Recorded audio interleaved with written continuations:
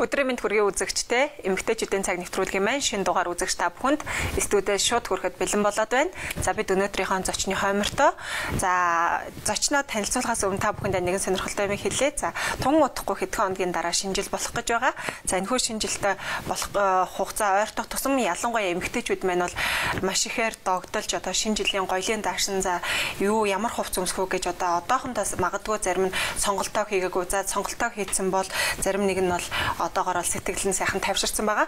За тэгвэл бид өнөөдөр шинэ жилийн гоёлын даашинзны талаар ярилцахаар зочны хоймортой загвар зохион бүтээгч инх чимгээг урьж оролцуулаад байгаамаа. Ингээд танд өдрийн мэнд хүргэе. За өдрийн мэнд. Тэгэхээр замын төгжрөл хэр вэ? Та баг зэрэг хоцорлоо. Ер нь бол нэлээд их байна. Тэгсэн байгаа. Таас баг зэрэг бэлтгэлгүй магадгүй таны хувьд тэгж орсон бол гайг байхаа. Тэгэхээр би танаас нэг ингэж ийм асуултыг асуумаар байна. Тун удахгүй шинэ жил болох гэж байгаа. Тэгэхээр энэ жилийн тухайд бол эмэгтэйчүүдийн гоёл гэвэл яг эмэгтэйчүүд маань ихэвчлэн ямар загвартай гоёлыг илүүд үзэж байна вэ? Энэ жилийн бас шинэ жилийн гоёлын чиг хандлага гэвэл за шинэ жилийн гоёл гэдэг бол эмэгтэйчүүдийн хувьд одоо хамгийн гол одоо санаа зовх асуудал гэдэг эмэгтэйчүүд бол одоо ялангуяа Монголд бол маш их бэлддэг. Тэгээд ер нь яг бусад орнуудыг ч гэсэн юм хараад хахад монголчууд бол бүр илүү их тэрэнд ач холбогдол өгч бэлддэг юм шиг надад санагддаг. Тэгээд ер нь бол нэг сар ч юм уу баг сар хагас 2 сарын өмнөөс одоо л эмэгтэйчүүд өглийнхаа гоёлд бэлддэг болсон шүү дээ. Тэгээд загварын чиг хандлагын тухайд ярих юм бол Үчийн гоёлын плацны одоо загварын чиг хандлага бол их тийм уус өнгөтэй тий одоо байгалийн завсрын өнгөтэй ч юм уу одоо их тийм эсвэл нөгөө биений өнгөтэй ярьдаг шүү дээ. Тиймэрхүү болж байгаа. Гэхдээ яг шинэ жилийн гоёлын хувьд үзэх юм бол загварын чиг хандлага гэхээсээ илүү тухайн эмэгтэй ямар арга хэмжээнд оролцож байгаа, найз нарын хүрээнд юм уу эсвэл одоо хүндэтгэлийн хүлээн авалт юм уу тий. Тэгээд тэрнээс шалтгаалаад хамгийн гол нь өөрийнхөө бие галбирт тохируулж буцлах нь бол хамгийн зөв шийдвэр. Тэгэхээр нэг хэсэг бол нэг үе эмэгтэйчүүд нөө шинэ жилийн гоёлын даашин гэхэлэр сквал урт форматой сквал бөмбөр хормотой байгаад байдаг байсан. Тэгэхээр одоо тэр загварууд бол ерөнхийдөө энэ жил байна уу бүр халагдж гин үү? Яг гоёлын плацыг заавал ийм хормотой байна, эсвэл богинохон байна, урт байна гэж хэлээд хэцүүлтэй. Тэр бол хамгийн гол нь одоо тооны өндөр те одоо биеийн галбирын онцлог тэр байтугай арсны өнгө, өсний өнгнөөс шалтгаалдаг.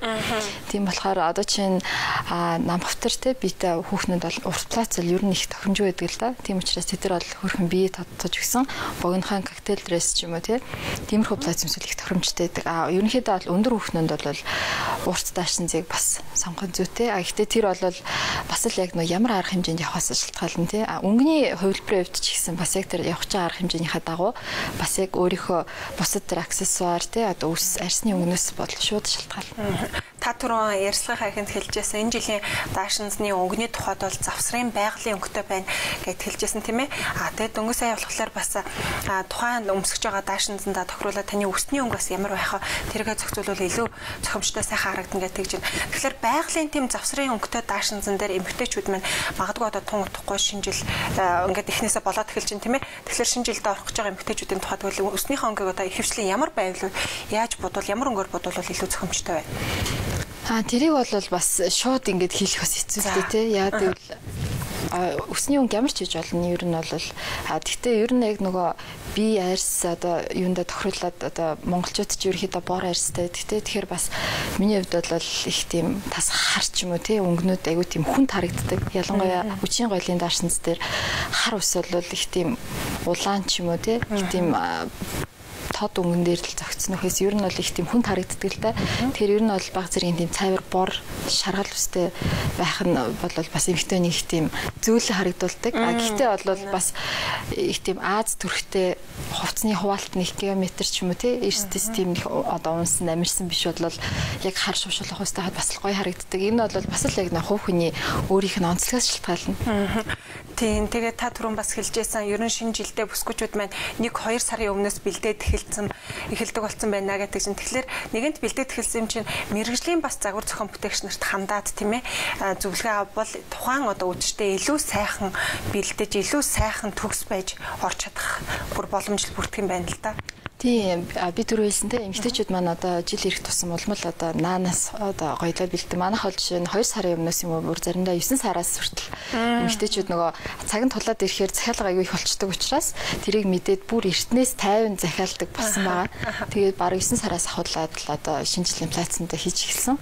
Тийм тэгэхээр ер нь бол заашгүй бас мэржлийн хүнтэй хамтарч ажиллах нь бас зүйтэй л дээ. Зөвхөн өөртөө найдаад өөрийнхөө гоё гэснийг өмсч болохгүй те. Өөр их чиний мэдрэмжтэй байлаа ч гэсэн яг өөртөө зориулсан яг үстэй одоо түрүүний хэлсэн арьс биеийн галбартаа тохирсон маш гоё даашин зэг хийлгээд өмсвөл тэр хүнд ч гэсэн өөрт нь маш гоё итгэлтэй байх баха. Тийм.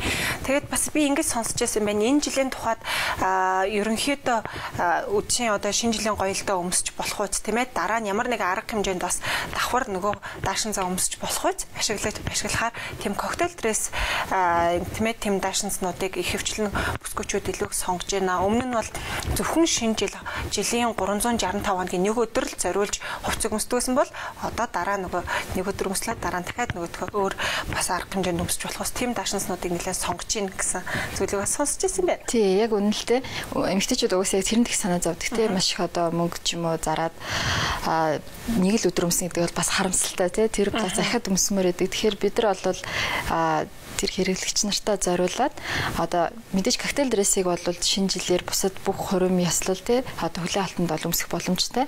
Урт плацнууд байлаа гэхэд тэрийг хүүхнүүд маань хийлгчээд дараа нь хормойгийн тайраад богинохон плацалгаа өмсөх боломжтой ч юм уу. Эсвэл ямар нэгэн деталийн эргэж авчраад солиод баг зэргийн өөрчлөн гутлаа бас нэг арай өөр плац болгох тийм тохиолдол зөндөө байдаг.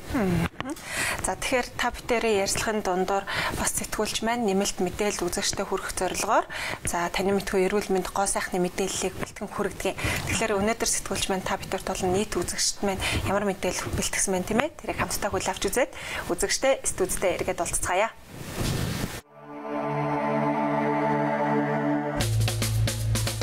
Эмэгтэйчүүдийн цаг нэвтрүүлэг нь үзэгчдэд зориулсан зөвлөгөө мэдээллийг хүргэдэг.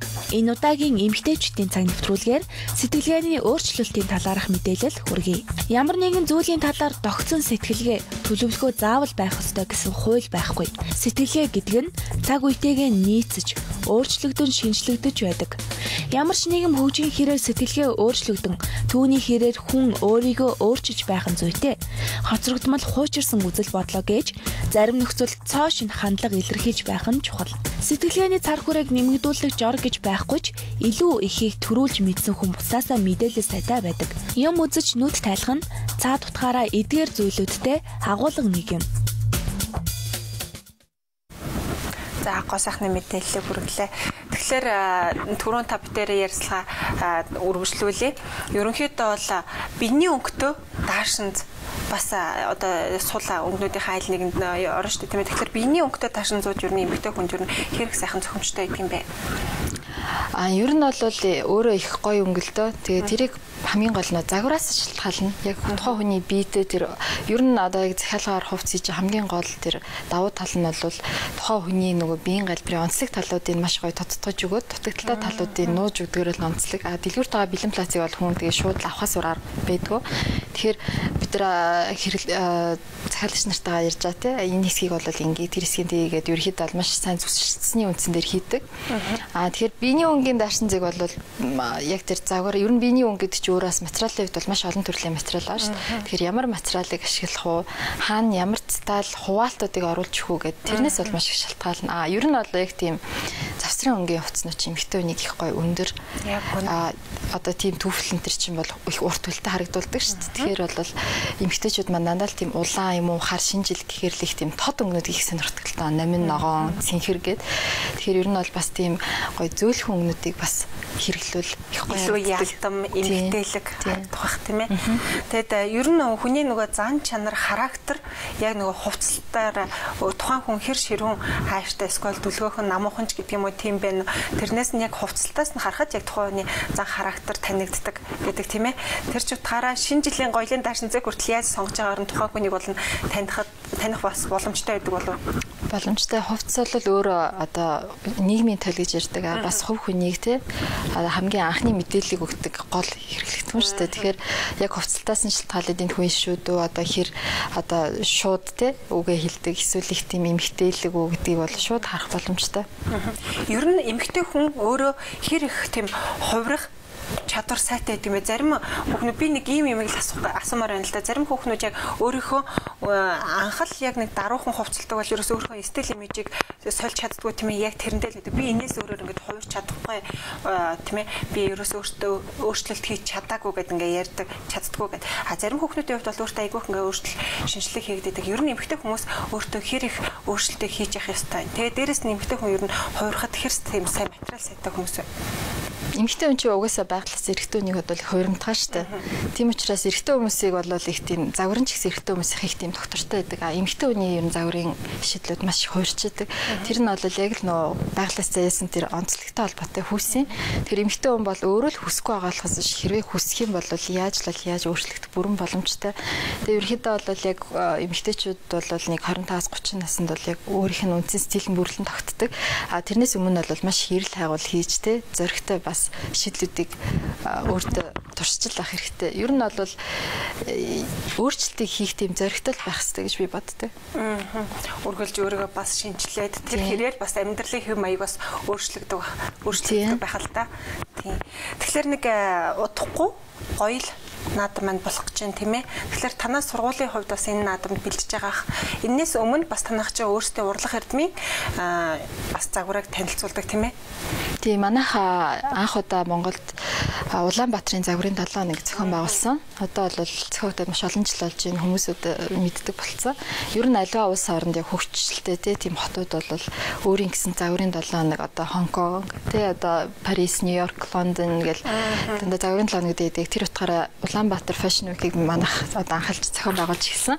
Тэнд бол одоо яг дизайнерууд маань яг бүрэн хэмжээний одоо 90-100 гаруй загварын коллекцийг загварын чиг хандлагыг тодорхойлох тийм ийм коллекцийг үзүүлэх бүрэн боломжтой. Тэгээд эндээ бол бид нар одоо бэлдээ явьж байгаа.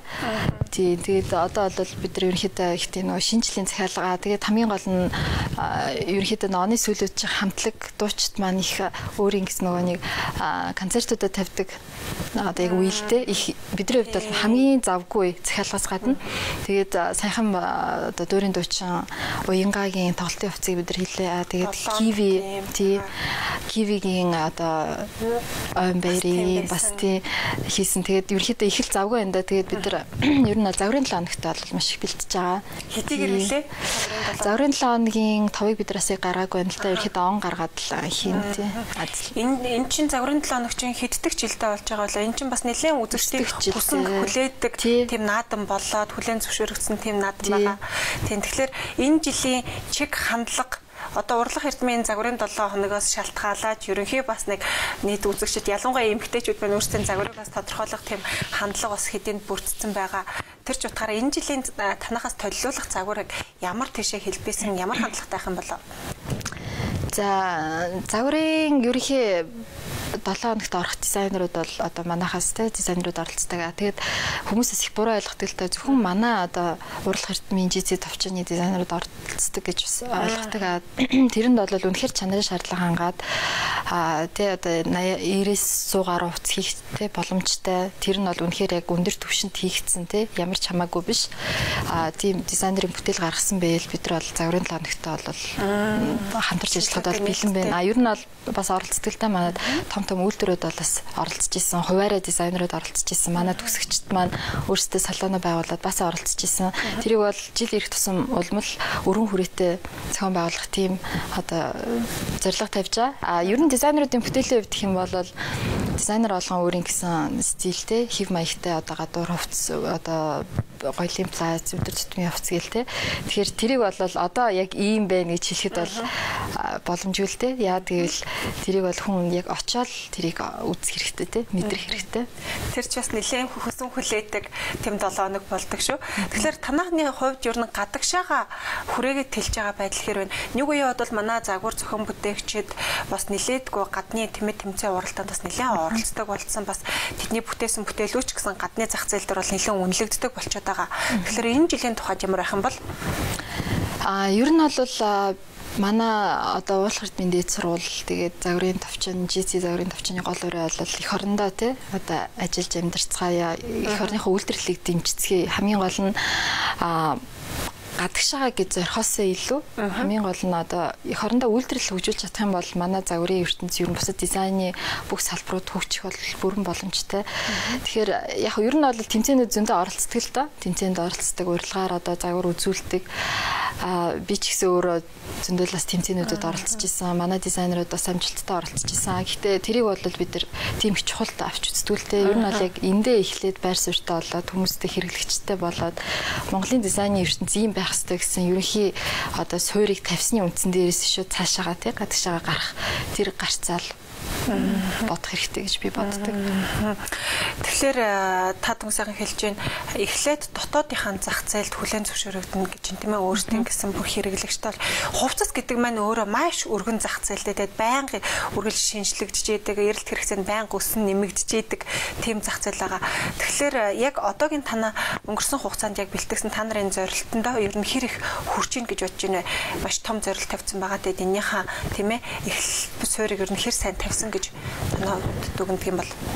За ер нь жил ирэх тусмал улам л одоо өргөжүүл те өөрийн гэсэн одоо брендийг гаргаж байна. Ер нь бол маш чинь одоо хувцас тэгээ гутал жижиг арсетлын одоо салбараараа илүү их хүмүүс танил болсон л да. Хажуугараас архитектур интерьерийн салбартай.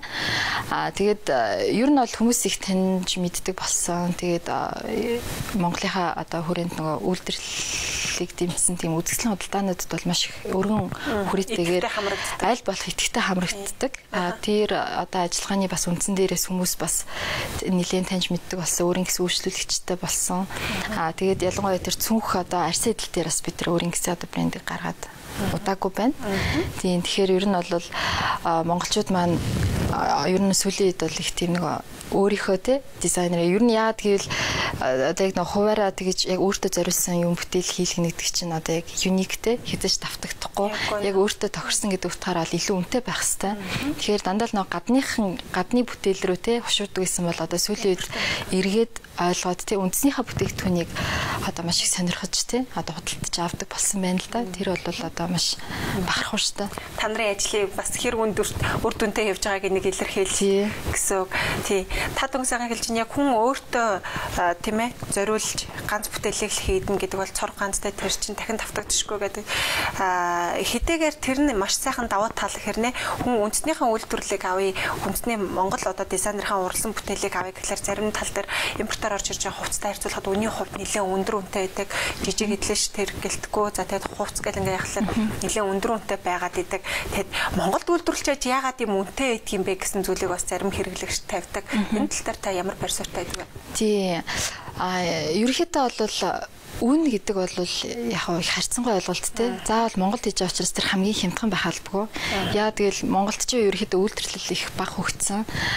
Тэгээд хүн ам айгу багтай. Тэгэхээр одоо тэр одоо бусад тий одоо сая тэр бум хүн амтай газар бол юу ч хийсэн тэр нь тэгэл ямар нэг хэмжээгээр борлуулагдаж тий ашигтай байждаг. Манайд бол шаардлага их өндөр. Тэгээд ерөөхдөө хүн ам нэг цөөхөн тэрийг худалдаа авах чадвартай хүмүүс бас хэд байгаа лээ тий. Тэгэхээр яг тэрнтэй уялдаад тэгээд бас нэг боловсон хүчин тэрнтэй уялдаад л ерөнхийдөө үнэлгээ гарна л та. Тэгэхээр би яг энэ юм дээр их боддог л та. Монголд хийсэн учраас хямдхан ч юм уу те. Эсвэл Монголд хийсэн болохоор муу байх хэрэгтэй гэсэн хүмүүсийн ерөнхий нэг тийм ойлголт байгаа л та.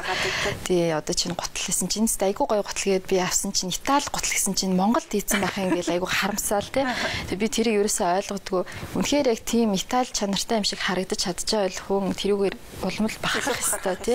Монгол ч одоо ийм төвшөнд хүрсэн юм уу те. Ийм гоё юм хийдэг болцсон юм уу гэд тэрийг харин ч бүр олон хүмүүс сурталчлаад явдаг тийм хүмүүс зөндөө байгаа. Зөвхөн манай одоо брендинг бүтээгдэхүүнээр те гоёдаг тийм хүмүүс ч гэсэн юм байдаг л да.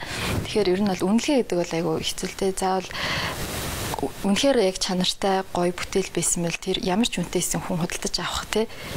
Одоо ер нь эмгтээчүүд ч гэсэн тийм байдаг шүү дээ. Баг өөрийгөө зараал тэр гоё гутлыг ч юм уу зүхийг авах хүсэлтэй байдаг те. Тэгэхээр ер нь бол тэр үнэлгээ бол яг л тийм л учиртай. Тэгэхээр ямарваа нэгэн зүйлийг хэрвээ авахыг үнэхээр хүсэж байгаа бол тэрэндээ бол үн хайрлах шаардлага. Тийм яа тэгэл тэр чинь одоо оюуны бүтээл те зөвхөн тэр техник ажиллагаа биш. ерөнхийдөө яг оюуны бүтээл тэр ийм одоо дэлхий дээр байгаа 40-100 сая тий бүтээлээс одоо ялгарч чадчихна гэдэг чинь дизайнерын хувьд бол маш их хөдөлмөртэй. Одоо тий уур ухаан шаарддаг. Тийм учраас тэр бол ерөөс үнэлшгүй тийм бүтээл байдаг.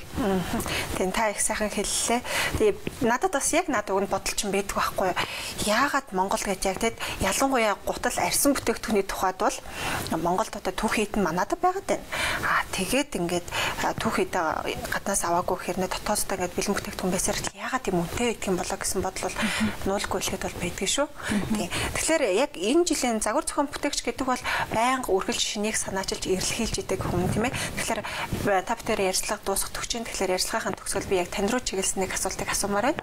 Тэгэхээр таны зүгээс одоо мэдээж урлах эрдмийн загварын 7 хоногт оролцох байх тийм ээ. Тэгэхээр яг энэ 7 хоногт тийм ээ загварын 7 хоногт яг өөрийнхөө яг ямар бүтээлээр оролцохоор төлөвлөж ин та өөрийнхөө бас тэ өөрийгөө сорьсон магадгүй тийм шин сорхог бусдад ингээд өөрийгөө таниулсан дахиад ингээд шинээр нээсэн тийм бүтээлийг бас магадгүй тавих гэж байгаа гэсэн хүлээлт миний хувьд л байна. За ерөнхийдөө загварын 7 хоногт бол мэдээж оролцсон. Бидний хувьд бол хүсэн хүлээж идэг мөчүүдийн нэг. Тэгээд загварын 7 хоногийнхаа бүтээлийн хүрээнд бол ер нь эмэгтэйчүүдэд л зориулсан коллекц голцсон идэг. Тэгээд эмэгтэйчүүдийг л одоо би яг ийм загвар хийх гэж гэж хэлэхэд бол бас хэцүүлтэй тий. Тэгэхээр эмэгтэйчүүдийг л хамгийн гол нь амьдралдаа өөртөө итгэлтэй, сэтгэл хангалуун тий одоо эмэгтэй нэг алдартай дизайнер тэгж хэлсэн байдаг.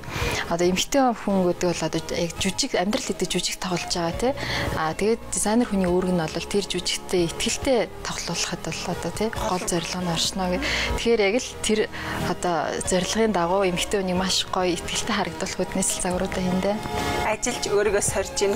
Эхний бүтээлүүд ер нь гарцсан байгаа юу? Тийм, ер нь гарчлаа. За тэгвэл энэ жилийн загварын 7 хоногоос дизайнерын чимгээс мань бол эмэгтэйчүүдийг мань өөрийгөө илүү ихээр үнэлэх байгаагаасаа илүү их үнэлэх хэмжээний тэм сайхан бүтээлүүд гарна гэдэгт одоо итгэлтэй байгаад хүлээх л үлдсэн байна. За баярлалаа. Баярлалаа танд. Үзэгчдээ эмэгтэйчүүдийн цаг нэвтрүүлэг маань энд хүрээд өндөрлөж байна. За өнөөдрийн манай зочны хойморт за дизайнер их чимэг маань урагдан оролцож за шинэ жилийн гоёлтой холбоотой за мөн загварын чиг хандлагын талаар настай ярилцлаа. Ингээд маргааш өдрийн цагтаа эргээд уулзъя. Баяртай үзэгчдээ.